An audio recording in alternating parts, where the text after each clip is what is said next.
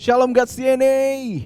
Happy Sunday. Wow, siapa yang terberkati oleh pujian dan penyembahan yang udah dinaikkan tadi? Boleh sama-sama lambaikan tangan, tapi di kolom section chat aja. Kasih api-api, kasih tepuk tangan yang rame. Kita ramein hari ini, amin. Dan I'm so blessed. Thank you God's DNA Worship. Thank you God's DNA Worship. You've done great. Gak terasa ya teman-teman, udah 4 bulan lebih kita ngelewatin minggu demi minggu kita ibadah secara online. Udah 4 bulan kita gak ibadah bareng, kita gak tos-tosan lagi sama Asher ataupun sama teman-teman kamu. Kita udah gak duduk bareng sama anggota sel group kita. Kita udah gak bisa nyobain kopi di 316 kita. Kita gak bisa nyobain, kita gak bisa ngobrol sama teman-teman kita. Dan kita harus ada di rumah, kita harus ibadah secara online. So yuk, sebelum kita mendengarkan firman Tuhan, sama-sama kita pejamkan mata kita berdoa. Bapa, kami ucap syukur Tuhan buat hari ini Tuhan, buat hari yang baru yang Kau kasih Tuhan dalam hidup kami, buat nafas baru Tuhan, kami ucap syukur. Terima kasih Tuhan kalau hari ini Tuhan kami bisa memuji dan menyembah, bahkan kami bisa mendengarkan firman-Mu Tuhan. Tuhan, hari ini Tuhan kami siapkan hati kami, Tuhan kami siapkan telinga kami, Tuhan kami mau terima firman-Mu Tuhan. Terima kasih Tuhan, biar setiap firman Tuhan yang ditabur Tuhan tidak kembali dengan sia-sia, tapi tumbuh dan berbuat lebah dalam hati kami. Terima kasih Tuhan, hanya di dalam nama Tuhan Yesus, sama-sama yang udah siap untuk mendengarkan firman Tuhan, sama-sama kita katakan amin. Haleluya. Well, kita masih ada di bulan dengan tema connect. Coba type connect di live chat kita, katakan connect. Dan ketika kita berbicara tentang connect, pasti berbicara tentang sesuatu yang terhubung antara satu hal dengan satu hal yang lain. Dan ketika mereka terhubung, mereka punya satu akses. Misalnya sebuah jembatan itu dibuat antara pulau A dan B supaya bisa ada orang yang melintasi tanpa harus berenang dulu antar pulau. Atau ketika kamu ada di kereta, kita punya stasiun, dari stasiun A ke stasiun B, kita punya akses untuk lebih cepat untuk pergi ke suatu tempat yang kita inginkan. Kita terhubung. Tapi ketika kita berbicara tentang hubungan antar manusia, ada satu peribahasa yang cukup menarik perhatian saya. Karena dulu saya pernah ditanya, saya pernah punya jawaban diplomatis ini. Well, gini,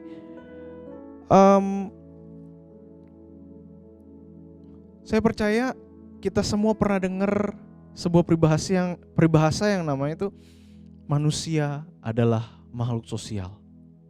Wow, makhluk sosial. Peribahasa ini adalah peribahasa yang selalu kita gunakan dan jadi jawaban kita ketika kita ditanya alasan kenapa sih kamu mau punya hubungan sama orang itu. Dia kan suka nyuri mangga, dia kan suka ngambil duit papa mamanya. Dia kan suka ini dan itu. Dan saya punya pengalaman di mana saya jawab, setiap orang itu makhluk sosial kan. Jadi dengan kepahlawanan saya, dengan cool saya, setiap orang butuh teman kan. So why not? Kenapa gak temenin dia? Well, saya percaya dari cerita barusan, saya percaya kalau misalnya ada hubungan timbal balik yang diharapkan dari manusia. Kamu dan temanmu saling membutuhkan. Entah kamu jadi teman ngobrol, teman tukar pikiran, teman makan, bahkan jadi teman sparring. Kalau misalnya Saya orangnya sangat berolahraga dan saya punya satu teman sparring yang ya saya nggak perlu sebutin namanya. Dan ketika saya ketemu dia, ini teman sparring gue nih. Orang yang punya posisi sama dengan saya, orang yang berkompetisi dengan saya supaya saya tahu saya harus lebih baik dari dia dan dia tahu dia harus lebih baik dari saya. Dan kita semakin melatih diri kita. Bahkan kalau misalnya kita berbicara tentang kebutuhan manusia, keberadaan orang lain di sekitar kita, itu tuh sangat penting ternyata. Kamu bayangin, kalau misalnya kamu lagi tidur, lalu kamu bangun tiba-tiba gak ada orang. Pernah gak ngalamin kamu tuh nangis, kamu takut banget. Takut Tuhan udah keburu datang yang kedua kalinya. Dan tiba-tiba ketika kamu buka pintu, oh ada mami, oh ada papi, ternyata aku belum ketinggalan. Rasanya tuh seperti ada sesuatu yang menghubungkan kamu dengan orang lain sehingga terjadi hubungan itu. Well, at least itu pemahaman yang kita tahu tentang bagaimana harusnya kita tuh punya hubungan. Kenapa kita harus punya hubungan sama orang lain. Namun kamu pernah gak kita bertanya, apa sih kata Alkitab mengenai pertemanan kita? Oke, hari ini kita akan nge-review sedikit tentang firman Tuhan. Kita akan nge-review sedikit. Mari buka Alkitab kita di Kejadian 2 ayat 18. Di Kejadian 2 ayat 18 dikatakan gini, Tuhan Allah berfirman, tidak baik kalau manusia itu seorang diri saja. Aku akan menjadikan penolong baginya yang sepadan dengan dia. Di minggu lalu dikatakan ada satu statement yang sangat saya setuju. Saya setuju dengan statement yang mengatakan kita manusia butuh penolong yang sepadan dalam hidup kita. Kita butuh penolong yang menerima kita apa adanya dan tidak menghakimi dosa kita. Karena penghakiman adalah punyanya Tuhan. Kita butuh penolong yang membuat kita semakin serupa dengan Kristus. Yang mulai berkata, hey, berhenti di sana. Karena kamu udah jauh dari Tuhan. Ayo balik. Orang yang memperhatikan kita, orang yang care sama hidup kita. Kita butuh penolong yang bahkan mendorong kita keluar dari comfort zone kita. Mendorong dari ya hidup kita segini-segini aja. Kalau misalnya saya disuruh tulis kuesioner, seberapa setuju kamu dengan statement barusan yang ada di atas? Saya akan pilih yang paling kanan, saya strongly agree. Karena saya adalah orang yang membutuhkan orang yang menerima saya. Saya adalah orang yang membutuhkan orang yang membuat saya semakin serupa dengan Kristus. Saya adalah orang yang butuh orang lain untuk mendorong saya untuk keluar dari comfort zone saya. Bukan saya gak bisa, karena saya gak bisa ngelakuin itu semua. Tapi ada momen dimana kita bahkan gak sadar. Kita gak sadar kalau misalnya kita sedang berada di tempat ini aja loh. Bahkan kita gak sadar kalau misalnya kita udah keluar dari circle, kita udah keluar dari kekudusannya Allah. Bahkan kita bisa gak sadar. Jadi kita butuh orang lain. Kita butuh orang lain untuk menjaga kita. Dan kamu tahu, this is so good. It's a God's idea at the very beginning for us to be connected with each other. Kalau misalnya saya bisa translate gini, itu adalah idenya Tuhan dari awal banget untuk kita terkoneksi dengan orang lain. Mari perhatikan lagi di Kejadian 2 ayat 18. Dikatakan gini, tidak baik kalau manusia itu seorang diri saja. Kalau misalnya kita perhatikan selama penciptaan, Tuhan menciptakan cakrawala, Tuhan menciptakan tumbuh-tumbuhan, Tuhan menciptakan binatang-binatang yang ada di air, yang ada di daratan, even sampai Tuhan menciptakan manusia. Tuhan bilang semuanya itu baik. Tapi untuk pertama kalinya Tuhan berkata tidak baik. Wow, tidak baik kalau manusia itu seorang diri saja. Tuhan gak pengen kamu dan saya itu sendirian. Tuhan gak pengen. Tuhan tahu kamu butuh untuk berbicara. Tuhan tahu kamu butuh untuk keluarin semua unek-unek kamu. Tuhan tahu kamu butuh untuk berbicara dalam bahasa yang kamu bisa mengerti. Bukan bahasanya hewan. Karena saat itu Adam cuman bersama dengan hewan dan tumbuh-tumbuhan. Tuhan tahu kebutuhanmu, so it's His idea to give friends in your life. Jadi itu idenya Tuhan untuk memberikan teman dalam hidupmu. Dan bersyukurlah kalau kamu punya teman hari ini. Bersyukur. Karena semakin tua, semakin kamu bertambah umur, semakin sedikit nanti teman-temanmu. Mungkin hari ini kamu masih punya banyak teman karena kamu ada di sekolah. Kamu ada di sebuah instansi, tempat kuliahan. Tapi ketika kamu udah semakin tua, kamu udah gak terikat dalam satu tempat yang membuat kamu tuh punya teman banyak. Seberapa banyak temanmu? Dan I'm telling you, ini idenya Tuhan dan teman-temanmu yang ada di sekitarmu adalah berkat dari Tuhan. How is that happen? Gimana caranya teman-teman yang ada di sekitarku adalah berkat dari Tuhan?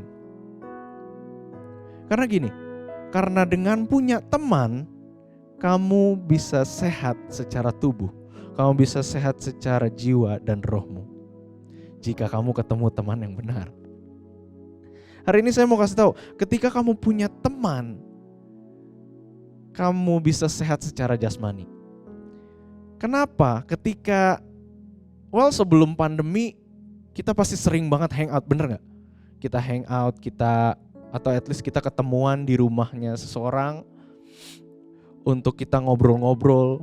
Kalau misalnya dulu ketika saya ikut salah satu komsel, setiap kali komsel itu hari Kamis malam itu saya harus pergi dari rumah saya sekitar, ya gak jauh sih, 500 meter aja.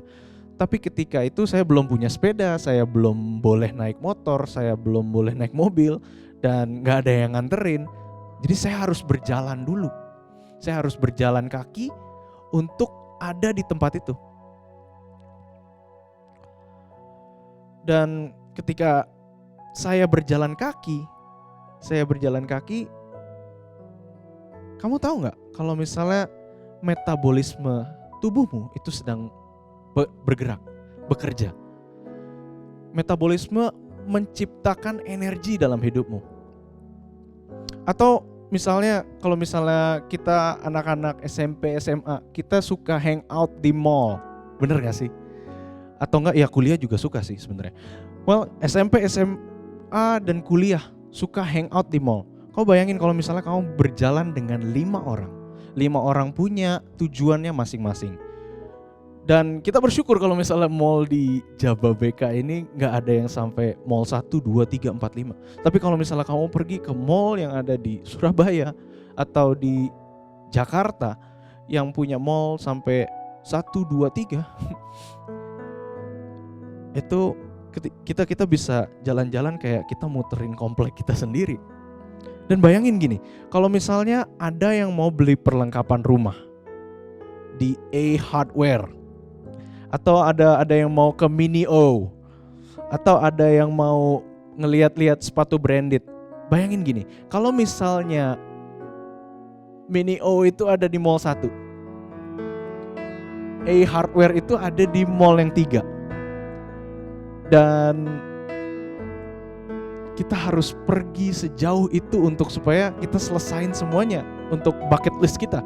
Kita jalan-jalan sejauh itu untuk memenuhi kebutuhan kita. Kau bayangin, dapat gak sih 8.000 langkah yang ada di handphone kita? Pasti dapat, amin. Dan kamu tahu, kita jadi sehat ketika kita mulai berjalan kaki. Metabolisme tubuh kita berfungsi dengan baik, ada energi yang diproduksi dalam hidup kita. Kita jadi gak gampang capek orangnya, muka kita happy, muka kita sumringah. Tapi coba bayangin kalau misalnya ada satu anak yang gak punya teman. Udah gak punya teman, gak diajakin main, gak olahraga, gak jalan, gak apapun. Cuman duduk di kamar, pegang HP, dan Instagram seharian. Kamu tahu yang akan terjadi adalah gimana? Energi yang dibutuhkan itu cuma buat jempol kamu dan mata kamu doang. Scrolling doang. Jadi gak kaget kalau misalnya kita tuh jadi lemesan orangnya. Gak kaget kalau misalnya kita disuruh apa-apa, aduh males gue. Karena kita gak pernah menjadi sehat. Ketika kita mulai disuruh untuk, Daniel beresin kamar, aduh males, aduh terlalu males. Mungkin karena kita kurang bergerak, amin. So hari ini teman-teman yang ada di hidup kita itu bisa membuat kita semakin sehat. Teman-teman yang ada di dalam hidup kita tuh bisa membawa kita semakin sehat. Kita gak cuman jalan-jalan, bahkan kita bisa olahraga bareng supaya tubuh kita sehat. Teman-teman yang ada di sekitar kamu adalah orang-orang yang mampu untuk membuat kamu menjadi lebih sehat. Amin. Dan yang kedua, punya teman bisa membuat kita sehat secara jiwa kita. Ketika kita ketemu sama teman kita gak mungkin kan kita gak ngobrol. At least kita kepoin mereka. Lu lagi ngerjain apaan sih? Lu lagi ngerjain tugas apa sih? Lu lagi suka sama siapa sih? Kita kepoin mereka. Atau kalau misalnya kita punya unek-unek, gue stres banget nih, nyokap gue gini. Masa gue gak boleh keluar? Masa gue gak boleh main sih sama A? Padahal A itu kan orangnya baik banget. Dan kita keluarin semua unek-unek kita keluarin masalah kita keluarin semua pikiran negatif kita, segala keinsecurean kita, segala kekhawatiran kita keluarin semua sama mereka. Dan ketika kita ngobrol, kita tuh lagi membuang dalam tanda kutip sampah dalam hidup kita. Dan gini, pas di cool kita juga ngobrol kan. Pas di cool kita ngomongin tentang hidup kita kan. Atau selama ini cuman cell group leadernya aja yang ngomong. Atau kamu selama ini cuma dengerin aja. Well, hari ini saya mau katakan kita rugi besar kalau misalnya kita tidak berbicara. Karena itu bagus untuk jiwa kita, untuk berbicara.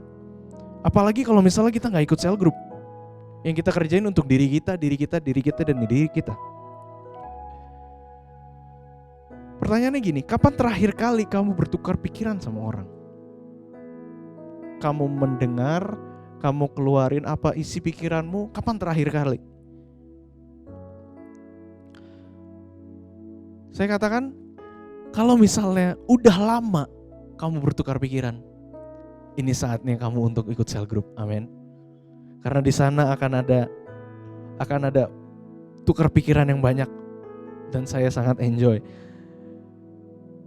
Gini, karena orang yang memendam masalahnya sendiri itu lebih cenderung untuk gak take care sama hidupnya sendiri.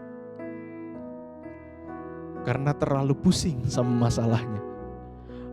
Karena terlalu pusing, udahlah makan nanti aja. Terlalu pusing, entah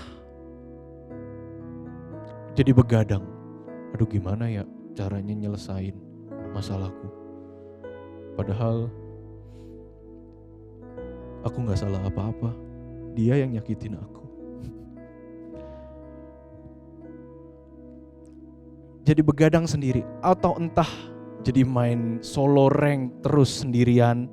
Dan suka ngomel-ngomel sendiri karena timnya toksik. Yang niatnya ngelepas penat, adanya malah makin stres. Daripada makin stres, mending kamu ngobrol di cell group. Amin. Soalnya gini, kamu pernah dengar gak tentang ceritanya laut mati? Laut mati adalah laut yang bisa mengapungkan orang seberat apapun itu. Mau kamu 100 kg atau something, 150 kg bahkan 150 kg pun dia bisa ngapungin kamu di atas permukaan air. Karena kadar garamnya yang terlampau tinggi. Dan bahkan gak ada kehidupan di dalamnya. Dan gini, saya pernah dengar cerita dari papa saya. Papa saya udah pernah ke laut mati itu. Dan dia pernah cerita. Beliau pernah cerita. Katanya gini, ketika itu papi lagi ketawa-ketawa, tiba-tiba ada yang nyipratin air. Masuklah satu tetes aja. Satu tetes kena di lidah papi. Dan kamu tahu 3 hari rasanya asin itu lidah. Kamu minum airnya asin. Kamu minum susu, airnya asin. Bahkan makan madu asin juga. Saking asinnya air itu. Tapi kamu tahu kenapa bisa terjadi hal seperti itu? Karena laut mati tidak pernah mengalirkan air yang diterimanya. Dia cuma memendam sendiri dan dia menerima dan memendam. Sehingga kadar garam yang ada dalam air itu sangat tinggi.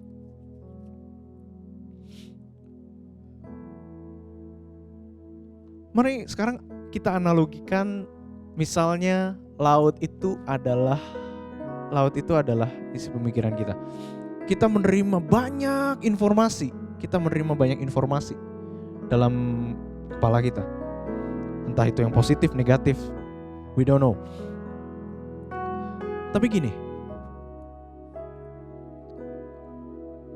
ketika kita punya masalah, ketika masalah mulai masuk ke dalam pikiran kita, ketika ada pikiran-pikiran yang negatif yang masuk ke dalam hidup kita, dan kita tidak mengeluarkan itu, gak kaget kalau misalnya pikiran kita salty, pikiran kita tuh asin. Orang-orang sampai bingung, kok lu ngomongnya gini sih? Pahit banget sih omongan lu. Maka gak kaget. Karena apa yang kita konsumsi itu masuk ke dalam pikiran kita. Dan satu-satunya cara untuk mengurangi kadar keasinan dalam pikiran kita adalah dengan cara mengalirkan pikiran kita. Cuman gini, ada kalau misalnya kamu udah tahu pikiran kamu asin, kamu salty banget orangnya. Kalau misalnya pikiranmu udah salty, jangan takut untuk bicara. Amin. Jangan takut untuk bicara. Karena tetap ada orang-orang yang mau mendengar. Amin. Cell group leaders mau mendengar. Amin. Pasti walaupun asin, pasti tetap akan didengarkan. Tapi berjanjilah satu hal. Ketika kamu sudah didengarkan, ketika orang lain mau mendengarkan, mau menerima air asin itu dalam hidupnya mereka. Izinkan mereka juga ngasih air yang fresh dalam hidupmu. Pikiran-pikiran positif. Izinkan mereka untuk memberikan value-value dalam hidupmu. Supaya kadar keasinan dalam pikiranmu tuh semakin berubah. Udah enggak sesalty yang dulu lagi. Izinkan pola pikirmu berubah. Izinkan apa yang ada di pikiran orang lain itu masuk ke dalam pikiranmu. Dan bukan pikiranmu saja yang kamu anggap benar. Dan ketika kamu mulai melepaskan pikiran-pikiranmu dan memasukkan pikiran-pikiran yang lebih fresh, yang lebih value, kamu tahu mulai timbul kehidupan demi kehidupan dalam hidupmu. Amin. Mulai ada ide-ide yang baru, mulai ada kreativitas dalam hidupmu, karena air asin itu udah tidak asin lagi, tapi udah bisa ditinggali oleh makhluk hidup. So you need to open. Kamu butuh untuk terbuka supaya orang lain bisa dalam tanda kutip membersihkan pikiranmu yang salty itu. Dan saya percaya orang-orang itu, penolong yang sepadan itu ada di cell group. Penolong-penolong yang sepadan itu ada di komunitasmu. Penolong-penolong sepadan itu adalah kakak rohanimu. So, bukan berarti kita udah salty, kita jadi nggak ngobrol sama mereka. Bukan berarti seperti itu. Tapi malah kita harus berbicara sama mereka supaya pikiran kita enggak lagi seasin yang dulu. Kita mengeluarkan pikiran-pikiran negatif dan memasukkan value-value yang benar. Karena kita percaya kakak-kakak rohani kita, ketua cell group kita gak mungkin membuat kita semakin jauh daripada Tuhan. Amin. So, jangan takut untuk ngobrol. It's good for your health, your mental health. Amin. Dan yang ketiga, punya teman bisa membuat kamu sehat secara roh. Amin. Untuk kali ini, hanya temanmu yang berada di dalam Tuhan sajalah yang bisa membuat kamu semakin sehat secara roh. Teman di dunia itu bisa memberikan kesehatan secara jasmani dan jiwa. Mereka bisa ada di sampingmu, mereka bisa mendengar semua ceritamu, mereka bisa berbicara dengan kamu dengan bahasa yang kamu mengerti. Tapi gini, mereka tidak bisa membuat rohmu bertumbuh. Karena value-nya berbeda. Sedangkan yang membuat roh kita bertumbuh adalah ketika kita mulai baca Alkitab, ketika kita mulai berdoa, ketika kita mulai penyembahan bareng, ketika kita mulai bersaat teduh bareng. Teman-teman yang seperti inilah yang kita butuhkan. Dan gak berhenti di situ doang, gak cuman satu kali, tapi kita harus secara berulang-ulang supaya roh kita menjadi sehat. Karena roh yang sehat adalah roh yang dipelihara. Bukan cuma sekali, tapi berkali-kali, berminggu-minggu, berbulan-bulan, bertahun-tahun, dan tidak dibiarkan kering. So I'm telling you, God's idenya Tuhan adalah membuat kamu sehat secara jasmani, sehat secara jiwa dan roh. Dan hari ini saya mau katakan, Tuhan kalau misalnya kasih berkat itu gak pernah nanggung-nanggung. Amin. Tuhan tuh kalau misalnya kasih berkat tuh komplit. Tuhan gak mau kasih berkat yang untuk kebutuhan jasmani dan jiwa kamu doang. No. Tuhan kalau ngasih berkat, itu ngasih tubuh, jiwa, dan roh. Itu harus semuanya sehat. Makanya jangan komplain ke Tuhan kalau misalnya kita gak diberkati secara material. Mungkin berkat material itu cuma menyenangkan jasmani kita dan jiwa kita, tapi malah menjauhkan roh kita daripada Tuhan. So jangan komplain sama Tuhan. Mungkin Tuhan kasih berkat lewat orang-orang yang ada di sekitar kamu.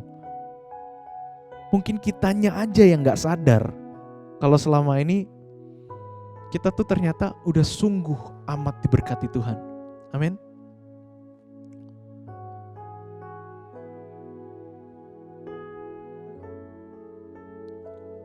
Kalau misalnya kita terhubung dengan orang lain adalah idenya Tuhan, have you ever think, pernah gak kamu bicara, emangnya sebenarnya apa sih yang Tuhan harapkan? Tuhan harapkan, apa sih tujuannya Tuhan membuat kita terkoneksi satu sama lain? Tujuan Tuhan supaya kita terkoneksi satu sama lain adalah supaya tidak ada lagi yang jatuh dalam kesendirian. Mari kita lihat lagi di Kejadian 2 ayat 18. Kata penolong dalam bahasa aslinya itu adalah Ezer. Ezer berarti orang yang mengelilingi kita dan membantu kita. Kamu bayangin kalau misalnya kamu gak punya orang-orang yang ada di sekitar kita. Kamu bayangin kalau misalnya kamu gak punya kakak rohani yang ada di sekitar kita. Orang-orang yang memperhatikan hidup kita. Kalau misalnya kita stres, kita punya banyak masalah dan gak ada yang perhatiin, kita larinya kemana? Kita bebas untuk berlari kemanapun kita mau, walaupun itu dosa. Kita dengan gampangnya kita bisa beli rokok dan kita linting dan kita gunakan rokok itu. Kamu bisa mabuk-mabukan, kamu bisa tidak peduli dengan sekitarmu, kamu bisa tidak peduli dan udahlah, gue gak mau peduli sama sekitar gue. Ketika kamu gak punya Ezer dalam hidupmu, kamu gak punya penolong dalam hidupmu, kamu bisa aja ditarik jauh daripada Tuhan. Tapi ketika kita punya Ezer dalam hidup kita, ketika kita mulai ditarik atau kita mulai bergeser sedikit, udah pasti akan ada orang yang notice. Pasti akan ada orang yang negur. Kenapa kamu jadi jarang ikut pelayanan? Kenapa kamu udah gak pernah ikut doa? Kenapa kamu udah gak pernah pelayanan lagi? Kenapa kamu diem-diem aja sekarang, gak pernah ngobrol lagi sama kita? Pertanyaan-pertanyaan itu bukan untuk menghakimi kamu, tapi keponya kita adalah bentuk care kepada kalian. Keponya kita ketika ada kakak rohani yang nanya sama kamu, itu bukan untuk menghakimi kamu, ngejudge kamu, no. Tapi mereka care sama kamu. Dan untuk tahu kapan kita harus benar-benar tarik kamu lagi.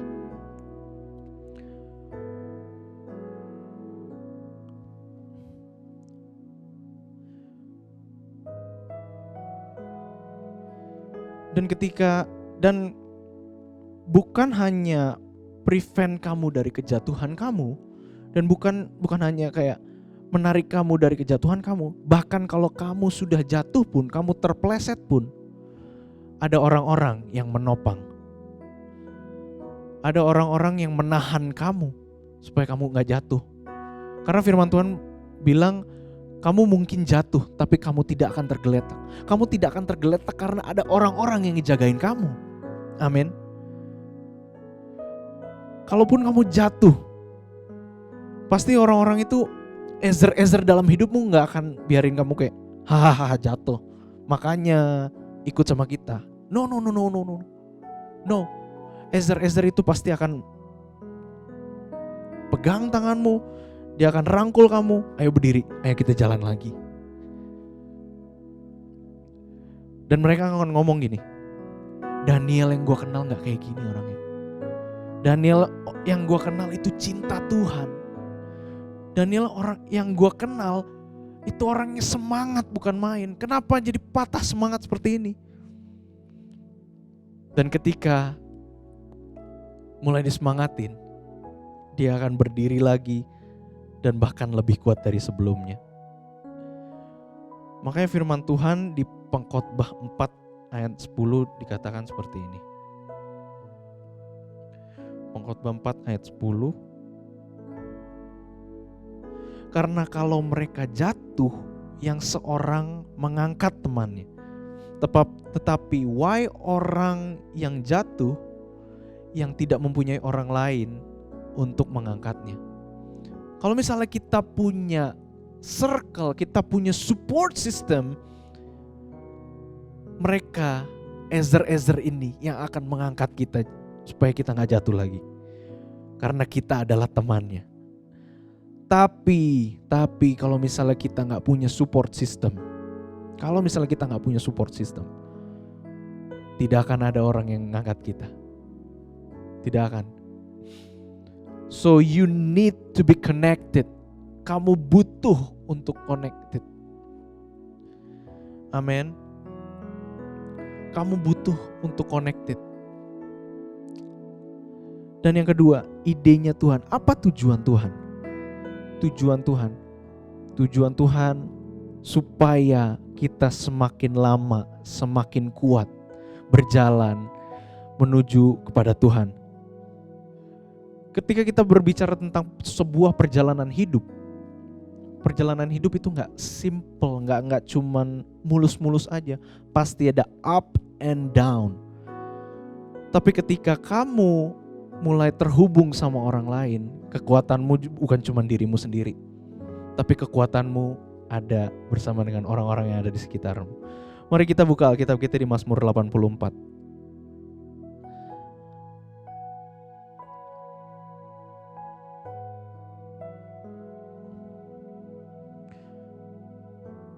Mazmur 84 kita baca ayat 6 sampai 7. Apabila melintasi lembah Baka, mereka membuatnya menjadi tempat yang bermata air. Bahkan hujan pada awal musim menyelubungi dengan berkat.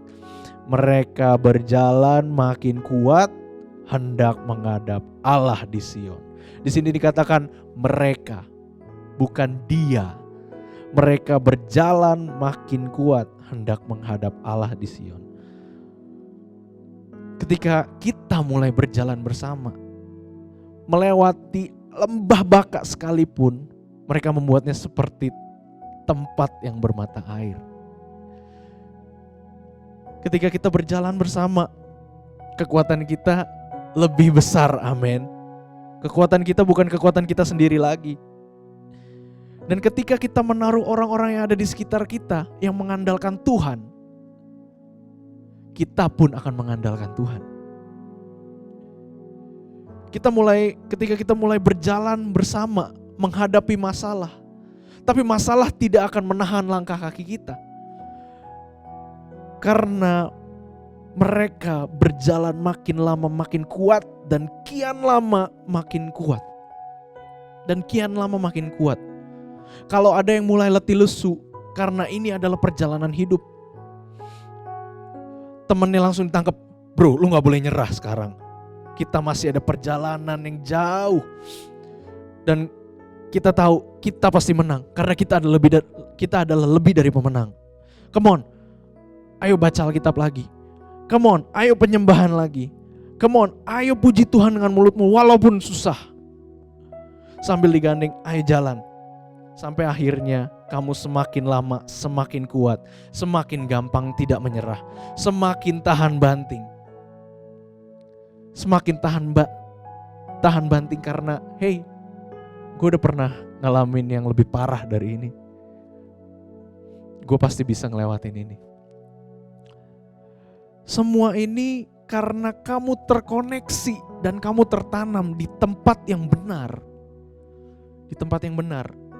Kamu itu seperti pohon yang ditanam di tepi air. Dalam kondisi apapun dalam hidupmu, kamu gak akan pernah berkekurangan, amin. Kamu tidak akan pernah menjadi kering, karena kamu ada di tempat yang benar. I'm telling you today, hari ini, saya katakan hari ini, ketika kamu ada di tempat yang benar, kamu akan semakin kuat. Kian lama kian kuat. Kalau dulu kamu gampang untuk jatuh ke dalam dosa, tapi ketika kamu ada di tempat yang benar, kamu akan semakin kuat. Kamu gak akan gampang ngelakuin dosa lagi. Amin. Dan ini output yang Tuhan mau. Kamu punya teman supaya kamu makin kuat ngelawan diri kamu sendiri. Kamu perlu ada di tempat yang benar supaya kamu semakin kuat.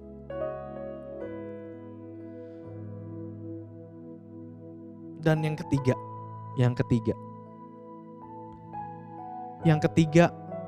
kenapa kita perlu connect sama orang-orang yang ada di sekitar kita?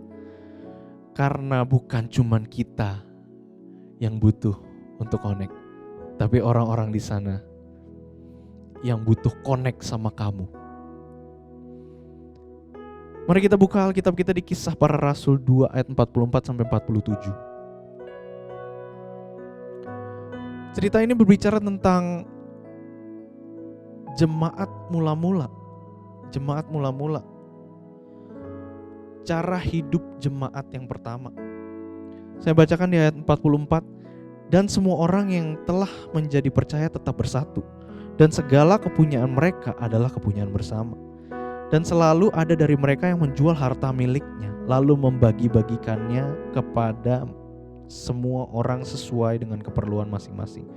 Dengan bertekun dan dengan sehati, mereka berkumpul tiap-tiap hari dalam bait Allah. Mereka memecahkan roti di rumah masing-masing secara bergilir dan makan bersama-sama dengan gembira dan dengan tulus hati, sambil memuji Allah.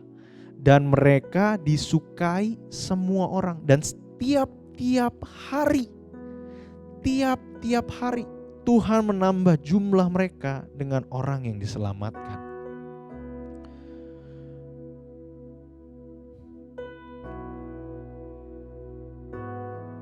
When you do care of people around you, ketika kamu peduli dengan orang-orang di sekitarmu, ketika kamu mulai memberikan hidupmu, kamu mau connect sama mereka, kamu mau bagi waktu sama mereka, ketika kamu bahkan memberikan uangmu supaya kamu bisa terhubung sama orang-orang yang ada di sekitarmu, hey, you are inspiring them.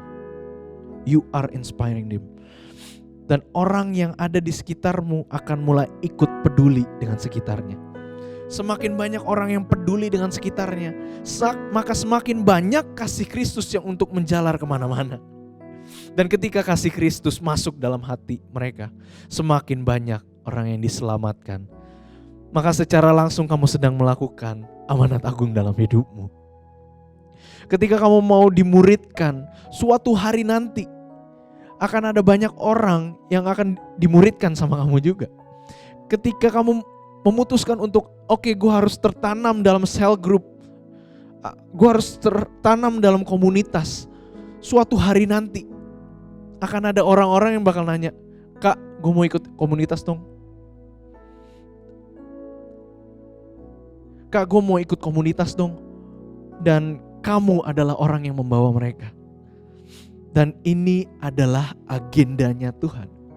Great Commission di Matius 28.